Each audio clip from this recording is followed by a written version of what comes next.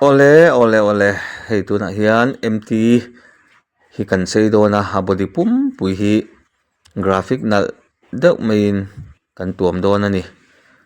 tuna hian kan thlon dar veka hei uluk deuhin kan nau te na han buat sai le mapa ti hian khoi tu hi kan than hema wang hian hun hi du rei to lo em a amaro chu a design ro a hau tak ve thina wang hian dar kar te ngai ve thina ni design hau tak dana zirin a hau tak lem lo chuan design a chu chuan a khoi chung hi reil to lo lutuka chu wangin customer ten rei tak an ngat lo na tur hian keima ni lampo kan lo in lamuk ve zela a thok tu lam te po ti kha mi lo thria sakula kan du ni chuan khitia a central lampang khi nei tu pa hian in a than ania hei nei tu pa than thlap ani hei hi clear in kan la code hnan le don ani nal ngotang hetianga thil sen lampang mo me al rong kai ang chi te hi clear han code hnan hian anal le zuala chuan aloi te po khi tianga bel khi du feka minions lem ho khanin kan bel sak don ni khi te khian a tinal don khop mai aloi kan bel khian mo hei hi a common lo voi khatna ronti voi khatna ani hial ome ani tu pa hi amit aler kan ti don nge amit a fing amit a nal kan ti don nge hei hi kan chei chuat na chu lo ni ta hei hi a par khop mai hemi empty hi hei tiana mat ga ta tinal tok lekin a mora kan han da sak le a chuan tengki a chuk thala hi chu trial lu tukang kan tia kan da to lawa bak zong hi chu hemi a sen le dum graphic hian a kal ta vek mai ni khi all an dan chu chuan so aloi a son minion sin kan trial khat le veka hei te hi sial reuh khop pani chuan cheidu in oma idea hran in nei po khan hei ti hian du ang thlapin kan lo chei chu sak thei chewani ti kha kan puang le zor du ani han en chiang te u nalin ti zong ani ve mo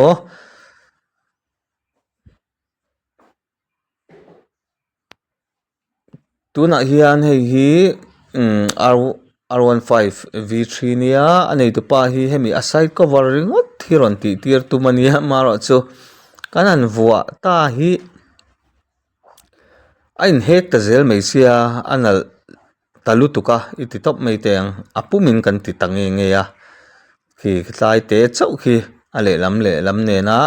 ron ti tum khania maro chu a full body in kan ti ta vek mai ni chuan thulom om deuh mai kan soyanga thale hemi Valentine's Day chho tur vel te lo ni bok nen two wheeler sim hi full body hi sanga in eng po sanga in kan khoi don discount kan puang rup don ani ma se ni khata hian panga tambera paruk vel ba kan khoi thei don lo wangin adu chuan booking te ron ti ula cheng sanga o kan soi thale nge thathar febuary atang hian discount kan puang dona two wheeler zong full body graphic in du chuan heti anga du a chei graphic in du chuan cheng sanga vek in kan khoi don ni chu two wheeler zong o chuan heti anga graphic du kher lo tan po rep pa ngai ang chi po kha kan ti theia full body hi sang thum zanga hei rong dum a sen tiang chi te kha tiang kha rep pa ngai ang chi kha indu ni pong kan ti thei vek ani chuan hei logo sang te po hin ron order thina ti hian kan han buat sei sak vek thina kan logo print te hi a thani kan ing man hi that awang hianin a tha ti hri hi chuan tlemin to deuh ma se mi ron pan tho ania chuan hei hi entop chuak thar ho kha ni a hnung khi arong khi adu lo wangin khi mi glossy black hianin hei kan rep sak veka chuan khi mi rong adu lo lai ho khi a black hian kan rep sak vek ani hetlai te ho he tiang rong engemaw lai deuh du si lo la chuak ho tan po khanin min ron pan thei veke ti kha kan an soi duwa ta hian aprilia hi avar hi maroon color in kan graphic don boka full body a khoi tur ania engte poilo en ula lo chang ula ron lang chho zelang chuan en tok chu hei kan lo rep zota ki en tok ti te pawh kan an bel sak le thlapa hei mawi tawh khawp mai tuna chuan khami rawng lai deuh a pawl ti dawn la pawl chiah si lo hring ti dawn ila hring chiah bawk si lo kha hliah khuh ta vek mai ni ti khian graphic kher lo pawh khan hei hetiang vinyl pa ngai ang pawh khan kan rep thei vek ani heng ho chu tlawm te ten full body pawh kha ti thei ania chuan hei he tlamah hian motor car engemaw lai te tah hian RS te unau an rawn kal bawka hei hi an motor pakhat hi JRS tih ang khan logo bangah khian an bel sak anga chuanin an home hemi hming deuh reuh te pawh kan bel sak dawna ki JRS tih kha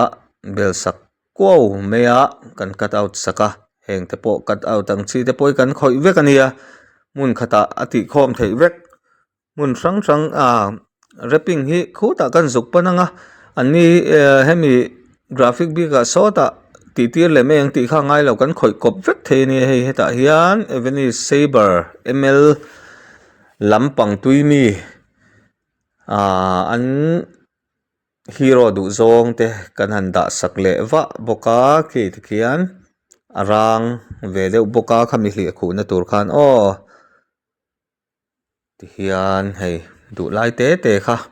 arang hliah khuh na tur khan na thei ni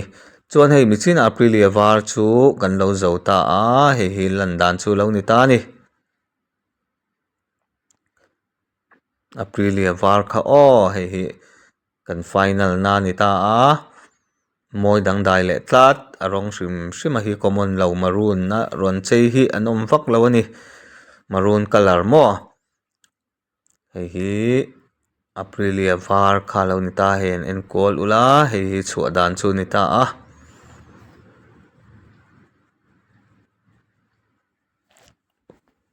mawi vo tawh tak ani mawi vo tawh tak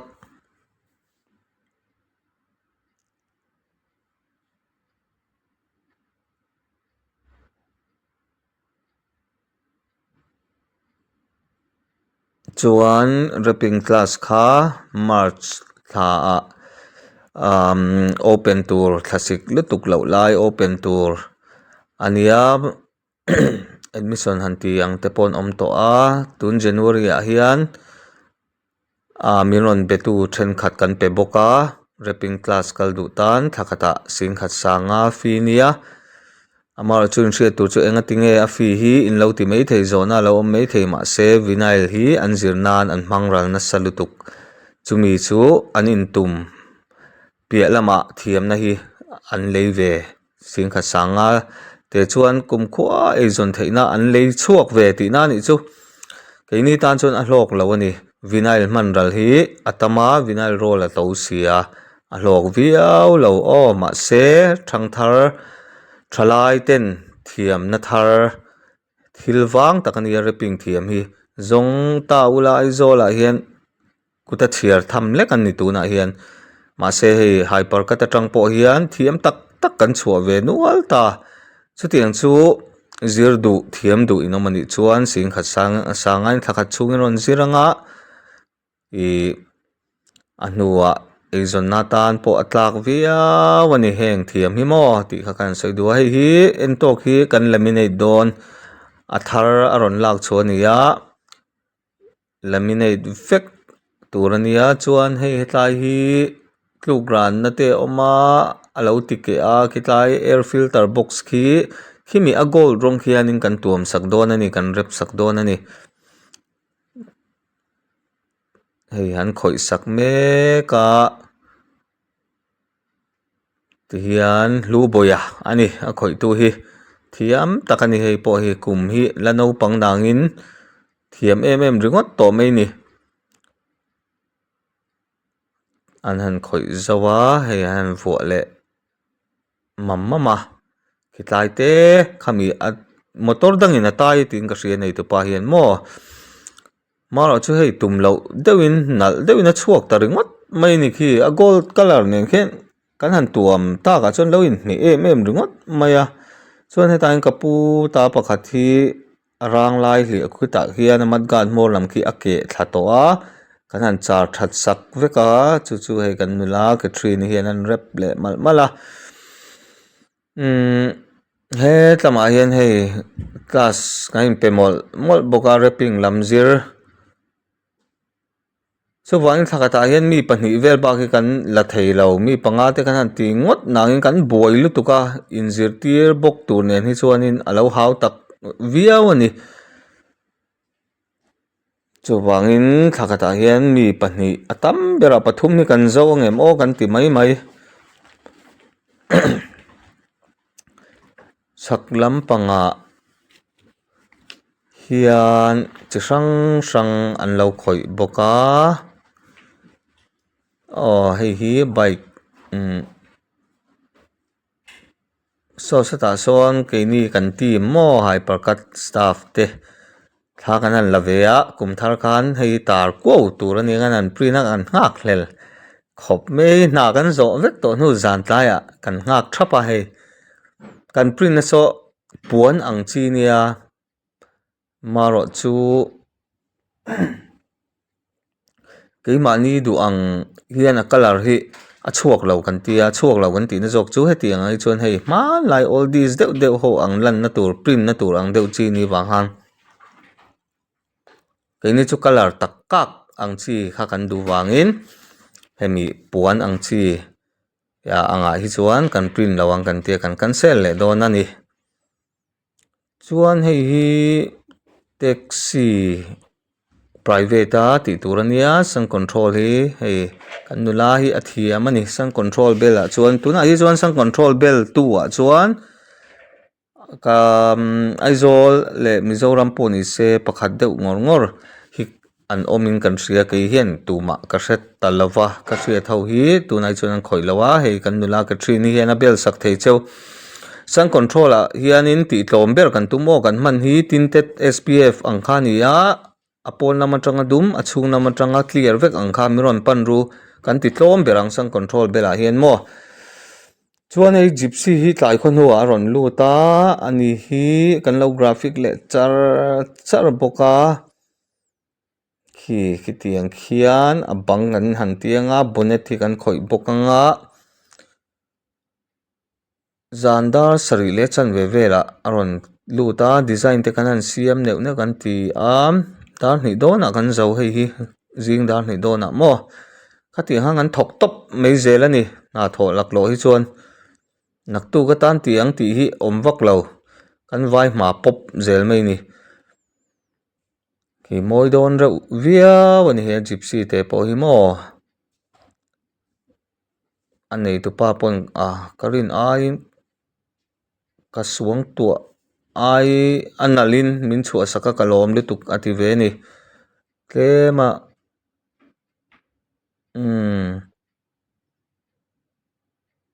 hei hi alan dan tur ania bonnet khi ta hian an la khoi lawa bon chuan heta hian hei asok leilen ho hi hei hi zir to pa chei turin miron bia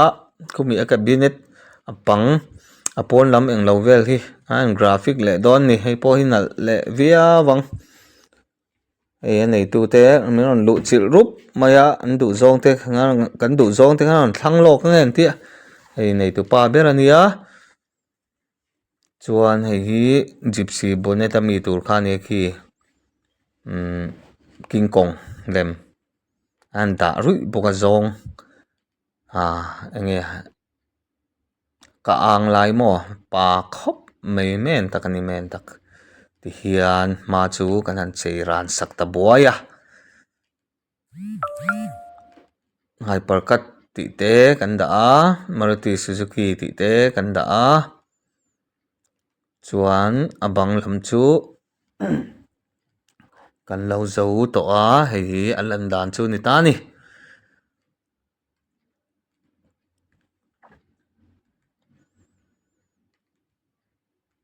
moi BBA takani moi BBA tak tin graphic ve ro chuan mo trial ka du lo te hi an tingwa ta a trial po le ngal ma se om zene in trial se engemaw nalh lo deuh a tial ni lovin a tial hi an nala tih kha ka sawi duh a chuan hei hi The Simpsons kha ni a hei hi truck a bel tur ania rawn order bawk a hei kan printing hi an nala ni aw dak ania tunah hian camera hian ani na hi a lang chhuak lo mai a camera tha hi kala hman lo awang hian nakinah chuan camera tha zawk te kan rawn hmang anga kan rawn in upgrade ve zelanga a nalh tur viau dawn ani chuan hei hi cafe restaurant maw darthlalang a bel tur ani transparent in kan print a kan va bel dawna Israel cafe a ni hi thil pawh an nei tui em an coffee pawh a sial bon top ani lo va chawl ve ru aw hei tlai te ah hian kan bel phot anga chuan adang pawh kan bel le zel dawn khi lan dan tur ani ta a tinalh reuh riau ani heng te hian maw cafe restaurant nei te inawm chuan khang te pawh kha a chhung te pawh engkim kan chei sak vek thei cheu nia motor le hetiang ang chir ngot hi kan khawih lo ni wallpaper te pawh induang design induang milem khanin kan siam chuak thei vek ania top quality kan nei a maw kan printer hian a print dak sia tuna Israel cafe te pawh hi printer chu an nei vek thawmah se kan kut chhuak kher hi an duh ve ni kan lawm em a mi rawn tih tir zela printer tha tak an nei teuh a chuti lai karah hei kan staff te kan naute an hman em a zing dawr kan ani na ti hian an lo in preng leh thur pakhat khian khi kan mechanic puite a thiam tak mai ania taxi driver lema changin hei lo preng kan nula lo preng ve le tlat zing karah maw buaina kala hian hlim om ve thin ani chuan hei pawh sun control kan bel saka tai chuan a firmware chi kha ka duh atia SPF ho ang kha ani thawa ki pawh pawn lam atang chuan dum deuh ram thawa mahse dum tak lutuk lawa chung lam atanga clear lang tlang tha khatiang ho kha kan kol veka sun control biga hian ti tlawm ber teng uwa kan tia adu chuan ron pan top mai ru ta chuan mi khual du om lutuk Siampuii ralte kan nei a hei a signature hi a motora i ti kai du a mi ron pana kan lawm em a khi tunah hian kan designer zawa thiam em main an design sak meka nakina kan belanga simple deuh si lang nalh tur tho si ang khan adu a Siampuii hian tuna hian program anei dawna an hman hmaw em chungin ti hian an nghak a kan khawl khen a print mek a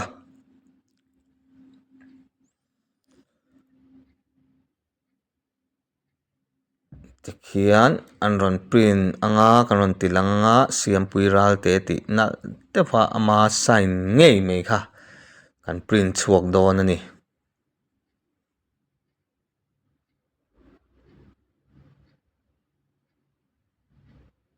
khi kan banga kan bel te pawh khi keimah ni adu chuan ron ti ve ru nalania king te pawh khi a hnunga light dah tur ania light dah chi khan ani na zong hi a ron eng chhuak ta thina kai ni chu kan dah lo ole khu Siampuii ralte ti chu ti kon kan print chu saka abula khu de that ho khu star arsilem neu ani khu eti ang chi ang mai te pawh hi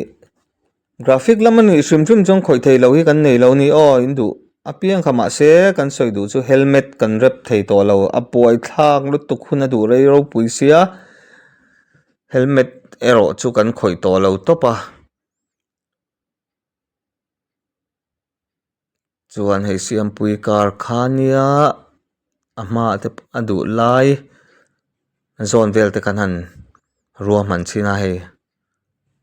belna lai tur omang te mo ta khian an nalangem ti velte man an hisapa belkai zewanga program zaina tur lama kal le don ani